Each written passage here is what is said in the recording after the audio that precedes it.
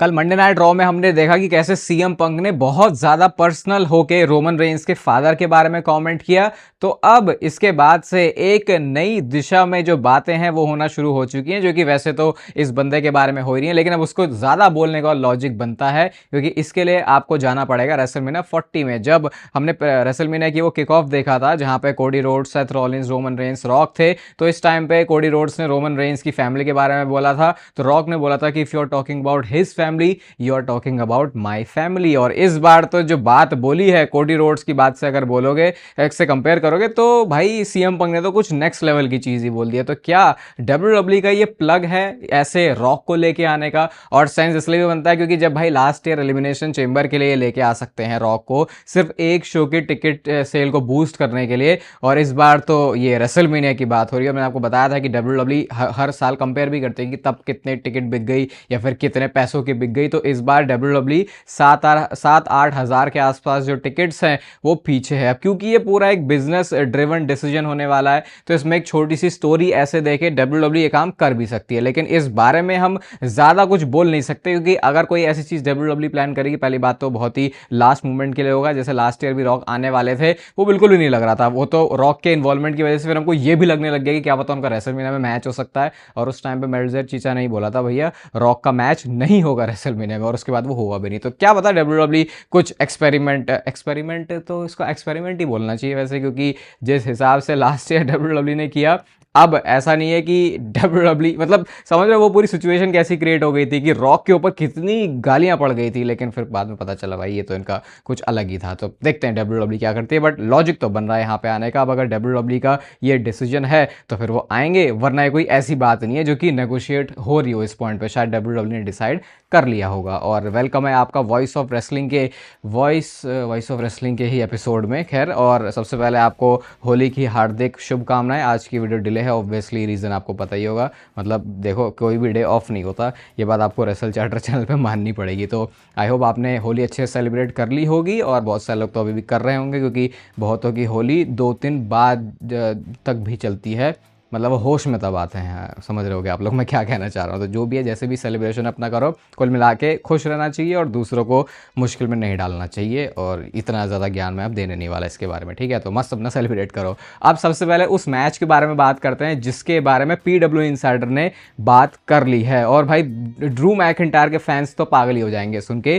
PW insider ने ये report किया है कि डब्ल्यूडब्ल्यू ने करंटली अनडिस्प्यूटेड चैंपियनशिप के लिए जो मैच शेड्यूल किया है, ना वो फेटल 5 मैच है, ना वो फेटल 4 मैच है, और ना ही उस मैच में ड्रू मैकिंटायर है, क्योंकि ये मैच है Randy Orton versus Cody Rhodes के बीच में अनडिस्प्यूटेड चैंपियनशिप के लिए। तो इसके हिसाब से जो स्मैकडाउन में मैच होने वाला है Cody Rhodes versus Drew McIntyre का, उसमें झुंझुना आने वाला ड्रू मैकिंटायर के हाथों में, क्योंकि उनके हाथों से अनडिस्प्यूटेड चैंपियनशिप जा रही है।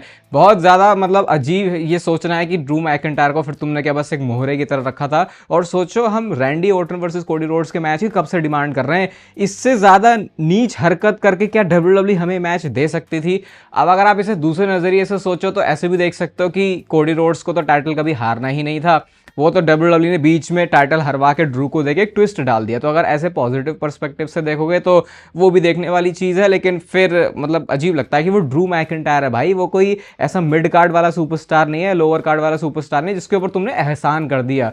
तुमको उस वाले पोजीशन पर, उस वाले स्पॉट पर उसको रखना ही था, वो तो तुम्हारी गलती है कि तुमने अब तक उसको नहीं रखा है। तो PW इनसाइडर का ये कहना है, तो ऑलमोस्ट आप इस बात को ब्लॉक मान सकते हो कि यही मैच हो रहा है और अब टाइटल चेंज हो जाएगा स्मैकडाउन में। और डब्ल्यूडब्ल्यू वैसे आजकल लास्ट मोमेंट पे भी जो प्लान्स है उसको चेंज कर देते, तो पता नहीं डब्ल्यूडब्ल्यू इस चीज़ के साथ क्या करने वाली है, बट लेट्स सी। अब ये है तो ये है, और ड्रू मैकिंटायर इक्वेशन से पूरी तरीके से गायब हो जाएंगे, लेकिन फिर उनका मैच कैसे होगा वो डब्ल्यूडब्ल्यू के लिए अपने आप में एक अलग क्वेश्चन है। अगर आप ये सोच रहे हो कि निक ऑल्डिस से हो सकता है, तो उस बारे में तो भाई लोग भी समझदार हो गए, उन्होंने बात करना छोड़ दिया। उन्हें पता है डब्ल्यूडब्ल्यू इतने टाइम से सिर्फ टीज करती रहती है, मैच कभी करती नहीं है, तो लोगों ने इसके बारे में बात भी नहीं करी है। तो ओवरऑल आपका क्या ओपिनियन है इसके बारे में, वो आप मुझे कॉमेंट सेक्शन में बता सकते हो। एक डब्ल्यूडब्ल्यू ने ग्राफिक पोस्ट किया रोमन रेंस और CM पंक के मैच का, और फिर इसको डिलीट कर दिया है। मतलब WWE ने इसको पोस्ट करने के बाद ही डिलीट कर दिया। अब उन्होंने इसको डिलीट क्यों किया होगा इसके बारे में अगर हम देखें, और हाँ भाई आज होली है और आज होली के ऊपर आखिरी दिन है नेचुरल टीन के ऊपर सेल का। इसके बाद भाई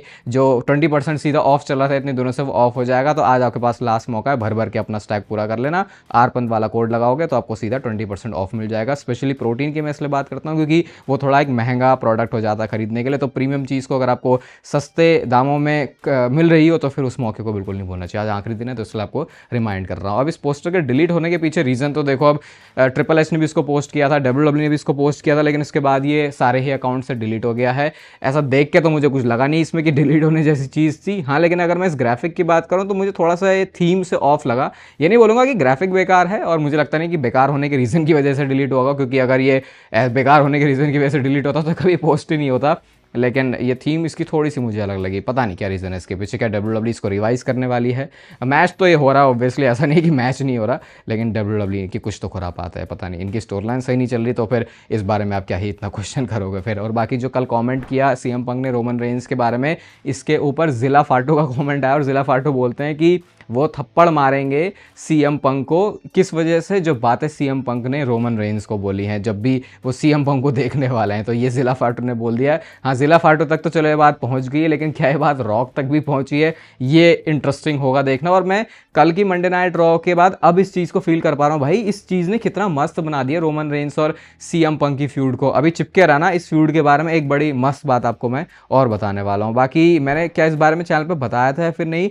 हाँ बताया था मैंने कि जेड कारगिल और रिया रिप्ली के बीच में कुछ एक्सचेंजेस हुए हैं। मैंने आपको बोला था कि कई बार मैं भी ये क्वेश्चन करता हूं कि वो क्या एक लाइन है, वो क्या एक दायरा है जिसको आपको क्रॉस नहीं करना चाहिए। और जब मैंने जेड कारगिल और रिया रिप्ली की आपको बात बताई तब मैंने बोला था कि भाई ऐसी बातें कैसे बोल सकते हैं। और भाई दायरा लाइन शायद वो क्रॉस हो चुकी है, क्योंकि अब रियल कंट्रोवर्सी हो गई है जेड कारगिल और रिया रिप्ली के बीच में, जहां पे सारा लॉकर रूम अगेंस्ट है जेड कारगिल के। रिया रिप्ली की भी एक स्टोरी आती है जिसमें वो ऐसे करके लिखती है कि भाई तुमने जो फोर्थ वॉल है उसको ब्रेक नहीं करना चाहिए, तुम्हें कभी इतना ही नहीं बोलना चाहिए कि तुम रियल ह्यूमन कैरेक्टर को ही तुम ऐसा नीचे दिखाने की कोशिश करो, उसको डिफेम करने की कोशिश करो, तुम्हें काम कैसे करना है वो सीखना चाहिए। और ये आई थिंक सबसे ज़्यादा जो बात ट्रिगर करी रिया रिप्ली को वो था ये बोलना जेड कारगिल का कि अच्छा बातें बातें करना, वैसी बातें जैसे रिया रिप्ली तू करती है हमेशा क्रिएटिव के साथ में। मतलब कि वो कहना चाह रही थी कि कैसे क्रिएटिव की तरफ से थोड़ी सी फेवरेट है, ऐसा करके वो जेड कारगिल कहना चाह रही थी। और बाकी फिर सुपरस्टार्स में और भी कूद गए। रियल लाइफ में जो हस्बैंड है रिया रिप्ली के, बडी मैथ्यूज, बडी मर्फी, उन्होंने भी ये वाली चीज़ों को शेयर किया है। तो पता नहीं ये वही है, मैं ये कह रहा हूँ कि इससे ज़्यादा भी बातें बोली जाती हैं, लेकिन फिर ये बात हो जाती है कि हाँ भैया कौन कितना सॉफ्ट है भी। I think will not be the right word, क्योंकि आप ऐसे भी देख सकते हो कि भाई बात तो थोड़ी गड़बड़ सी उन्होंने बोली थी, लेकिन फिर गड़बड़ बातें तो और भी पहले भी होती रहती हैं। तो ये तो इनका अपना अलग है हिसाब किताब, निपटा लो। मैं तो कह रहा अच्छा ही है, चलो इस बहाने कम से कम थोड़ी वो रियल जो फीलिंग है वो आएगी जेड कारगिल और रिया रिप्ली की फ्यूड को देखने में। बाकी मानसिक संतुलन सबका अच्छा रहना चाहिए, वो अगर ये प्रायोरिटी बना के चलें तो फिर आई थिंक मिल बांट के फिर अच्छा काम होगा। और वैसे भी रेसलमेनिया का टाइम है तो ऐसी गड़बड़ तो आप ना ही करो तो वो अच्छा है। रेसलमेनिया के 2-3 मैचेस की बात कर लेते हैं भाई। तो इस समय WWE जो मैच प्लान कर रही है एक रेसलमेनिया के लिए, वो है Sami Zayn versus Trick Williams के बीच में। आई थिंक ये परफेक्ट है सैमी ज़ेन के लिए भी और ट्रिक विलियम्स के लिए भी। ट्रिक विलियम्स को एक बड़ा मैच भी मिल जाएगा। सैमी ज़ेन क्योंकि पहले भाई मैं वो टाइम अब ये बोलते बोलते याद आ रहा, वो टैग टीम मैच जो हुआ था ऊसोस वर्सेस सैमी ज़ेन और केविन ओवेंस का, मेरा अगर वो आज तक का फेवरेट टैग टीम मैच नहीं है तो भाई मेरी रिसेंट मेमोरी का तो फेवरेट मैच है। क्योंकि ऐसे फेवरेट चीज़ें मेरी क्या है, वो पलटी मारना फिर कुछ टाइम बाद उसमें आसान हो जाता, तो बहुत टाइम बाद ही मैं इसके ऊपर ओपिनियन बनाना पसंद करता हूं। लेकिन Sami Zayn versus Trick Williams का मैच हो सकता है, ऐसा कहना है bodyslam.net का। उसमें फिर उन्होंने ये भी बोला कि शायद इसमें डबल टर्न भी हो जाए, यानी ट्रिक विलियम्स का फेस टर्न और सैमी ज़ेन का हील टर्न। वो मैं कह रहा था आपसे जो बैक स्टेज सेगमेंट्स हैं वो कहीं लेके जा सकते हैं सैमी ज़ेन को, बट देखते हैं WWE क्या उसके ऊपर उतनी अच्छी तरीके से काम करेगी या फिर नहीं। और बाकी गुंथर के बारे में यार ये तो फनी हो गया बहुत ज़्यादा। गुंथर ने जॉन सीना को रिटायर किया, उन्होंने गोल्डबर्ग को रिटायर किया, ये 1 साल में काम किया है उन्होंने John Cena, AJ Styles, Goldberg तीनों को रिटायर कर दिया। लेकिन WWE अब तक नहीं फाइनलाइज कर पाई है कि गुंथर का ओपोनेंट कौन होने वाला है रेसलमेनिया में। तो पता नहीं, मतलब आप इसको भी आप एक पॉजिटिव तरीके से वैसे देख सकते हो कि देखो इस बार की रेसलमेनिया कितनी अनप्रिडिक्टेबल है, लेकिन वो सही है अनप्रिडिक्टेबल अगर वो हम फैंस के लिए हो। अगर वो क्रिएटिव लोगों के लिए ही अनप्रिडिक्टेबल हो रही है तो भैया फिर तो आपने बहुत तगड़ी वाली गड़बड़ करी है। तो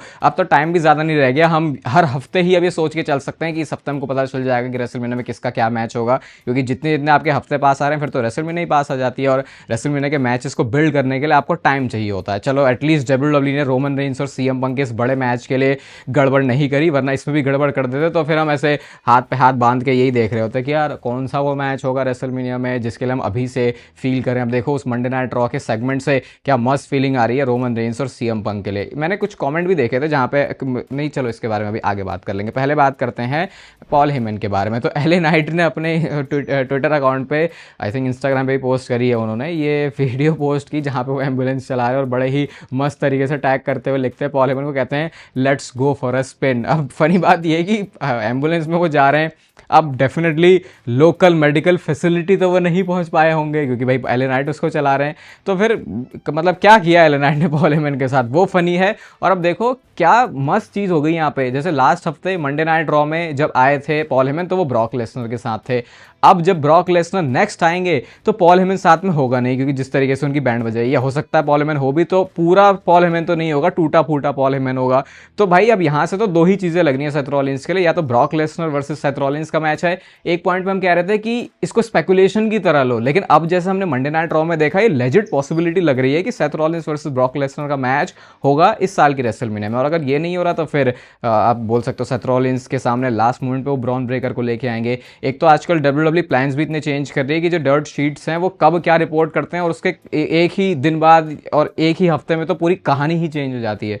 तो फिर देखते हैं ये क्या होगा, लेकिन डायरेक्शन तो यहाँ पे पूरी ऐसी लग रही है कि ये ब्रॉक लेसनर को इजीली इस स्टोरी में फिट कर सकते हैं और Brock Lesnar versus Seth Rollins का मैच होगा। अभी मैं ये भी सोच रहा हूँ कि क्या इस मैच के लिए एक्साइटेड होऊंगा मैं। ऑब्वियसली दोनों बड़े सुपरस्टार हैं, दोनों को हम पसंद करते हैं, तो एक सारे मैच में होंगे तो मज़ा तो इसको देखने में आएगा ही, लेकिन हम रेडी नहीं है इस चीज़ के लिए, तो थोड़ी वैसी वाली फीलिंग है इसको देखने में, बस ये कहना चाह रहा हूँ। और फाइनली बात करते हैं रोमन रेंस के बारे में। भाई क्या भयंकर भयानक आदमी रोमन रेंस निकल के आ रहा है। और मैं एक चीज़ और कुछ बोलने वाला था जिसको मैंने रोक दिया था बोलने के लिए कि आगे बात करेंगे इसके बारे में, क्या था वो, चलो कल बात कर लेंगे, वरना मुझे भी वीडियो ऐसे रोक के फिर पीछे करनी पड़ेगी और फिर आने में और देर हो जाएगी। तो बता देना कमेंट में वो क्या बात थी। तो रोमन रेंस के बारे में बात हो रही है। अब सबसे पहले तो कल जो बात बोली है रोमन रेंस के फादर के बारे में, वो एक कोई छोटी मोटी बात नहीं है। यहाँ पे ये कोडी रोड्स की स्टोरी लाइन नहीं है कि हर बार उनके पिताजी को मेंशन कर दिया जाता है, ये रोमन रेंस के केस में पहली बार हुआ है। अब डब्ल्यूडब्ल्यू ने खुद एक वीडियो पहले तो पोस्ट की है रोमन रेंस की, जहाँ पे आप देख सकते हो रोमन रेंस के एक्सप्रेशन ये कितने सालों बाद ऐसे नजर आए हैं।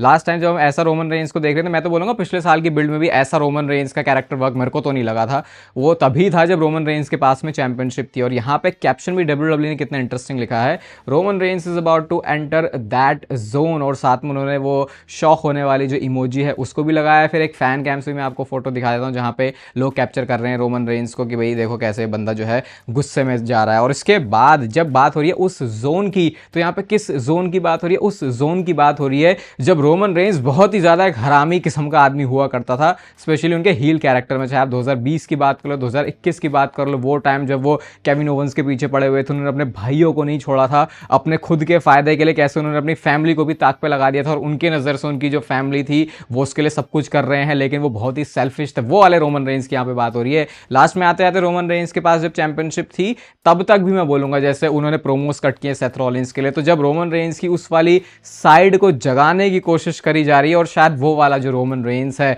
वो जाग चुका है। और जब मैंने आपसे ये बोला था कि रोमन रेंस आ तो रहा है, जैसे मैं बोलूंगा जब से रोमन रेंस का समर स्लैम में रिटर्न हुआ है वो रोमन रेंस के अंदर वो फील आई ही नहीं है। बस ऐसा लग रहा है कि हाँ आपको पेपर पे दिखेगा कि अच्छा ब्लड लाइन का रियूनियन हुआ था, सैमी ज़ेन आया था, जिमी और जेके ऐसे बैक स्टेज सेगमेंट था, लेकिन बस वो पेपर पे ही है। एक्चुअल में ब्लड लाइन का जो सिनेमा था वो हमने 2022 से पहले वाला देखा था और आप बोल सकते हो 2023 में भी थोड़ा बहुत हमने देखा ही था। तो ये रोमन रेंस जो पुराना वाला रोमन रेंस है वो जागने वाला। और इतना तो रोमन रेंस को ही पता है भाई, मैं माइक पे अपना अच्छे काम करने की वजह से ही आज फैंस मेरे को इतना पसंद कर रहे हैं। ऑब्वियसली उसमें बहुत सारी चीज़ें, लेकिन माइक वाला जो वर्क है वो रोमन रेंस ने जब अपना इंप्रूव किया तो लोगों ने उनको पसंद किया और सामने समय वो बंदा है जो कि माइक पे वैसे भी सबसे ज़्यादा तगड़ा है। तो अब भाई हाथापाई तो पक्का इनके बीच होने वाली। मैं यही सोच रहा था कि कब तक ये प्रोमो करेंगे, लेकिन हाथापाई भी करेंगे तो फोर्स्ड ना लगे। लेकिन अब जो बात सीएम पंक ने बोली है रोमन रेंस के बारे में, डेफिनेटली ये कहीं से भी फोर्स्ड नहीं लगने वाली। बाकी आज सेल का आखिरी दिन है, 20% ऑफ नेचुरल टीन के ऊपर आर पंत वाला कोड यूज़ करके आज लास्ट दिन में सारा जो अपना स्टैक है वो भर लो, क्योंकि फिर तो भाई मौका चला जाएगा ना, बात वो है सारी। बाकी होली सेलिब्रेशन आपने कैसे किया वो आप कमेंट करके मुझे बता सकते हो। इस वीडियो को यहाँ तक देख रहे हो तो लाइक कर दो, चैनल को सब्सक्राइब कर दो ऐसे और मस्त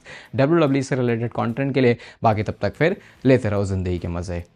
और हाँ, इंस्टाग्राम पे आप अपना सेलिब्रेशन मतलब हमारा सेलिब्रेशन देख सकते हो।